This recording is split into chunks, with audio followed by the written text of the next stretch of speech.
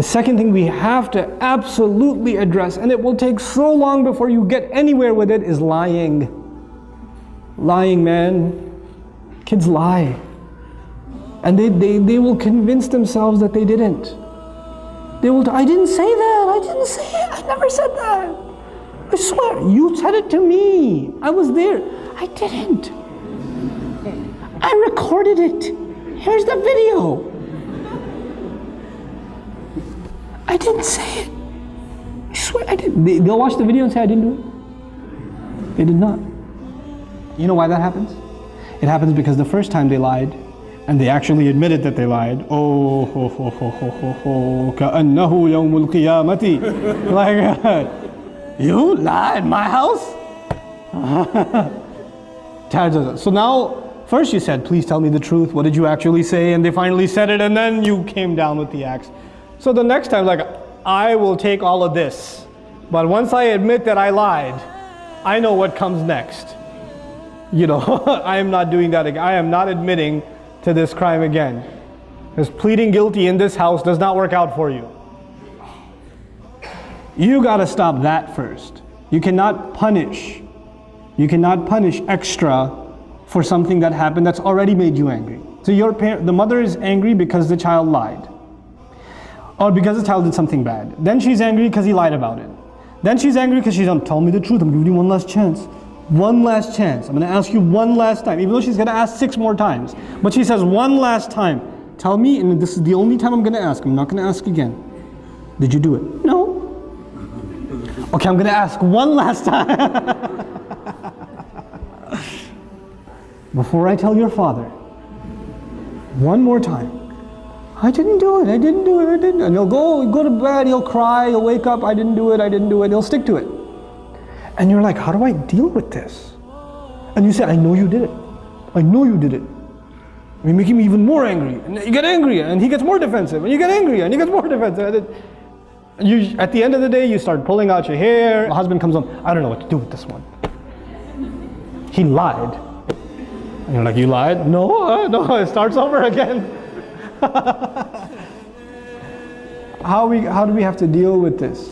We have to take those situations, and sometimes you just believe them, even though you know they're lying. I believe you because I trust you. You wouldn't lie to me. You promised last time you wouldn't lie, so I trust you. And the other kid's like, buddy,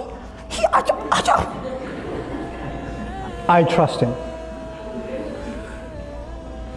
You're fine. You're not in trouble. And let him get away with a lie 3 or 4 times. Guess what's going to happen? Children are not inherently evil. Children are inherently good. Their nature is goodness. So when they do something bad and you don't punish them for it, then they have an opportunity to ask their conscience. If you punish them for it, their conscience was not bothered because they already got punished for it. When they get punished for it, they don't feel bad because they did something bad and they paid for it. It's done. There's no conscience. But if you don't punish them once in a while, I said pick your battles. You don't have to get them for every time. Pick your battles and say, okay, I trust you. You didn't do it. I know she must have got it wrong. She must not have remembered properly. When you slapped her, she must have been sleeping and imagining it. The mark on her face, I don't know, is red coloring. I don't know what it is. Doesn't even look like your hand. Looks more like a foot. You know, so it's okay. You're not in trouble. You know what that does over time?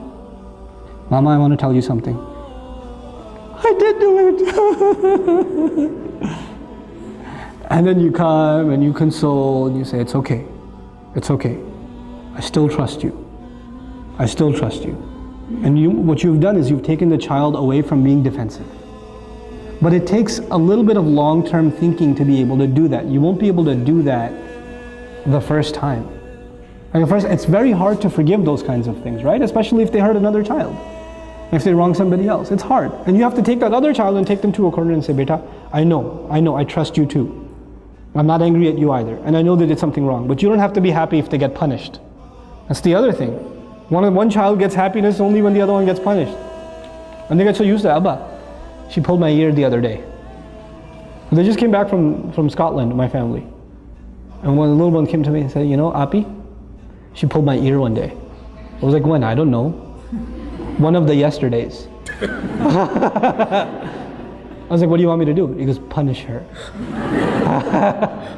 I was like, will that make you happy?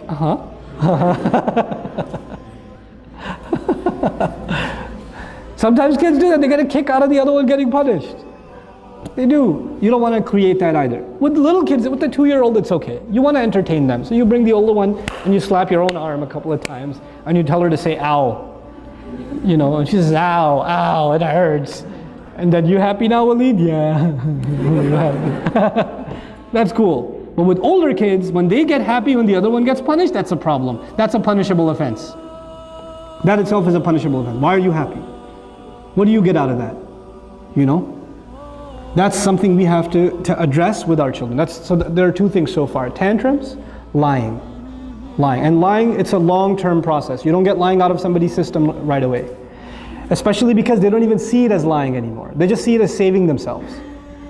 And kids, when they lie a lot, you know what happens? They actually start believing it themselves. They become better than any actor you have ever seen. They take on the role, boy. They will own it. And so you become extremely dumbfounded. Where do you even begin? Well, begin by not tackling it. Begin by disarming, taking the fear away.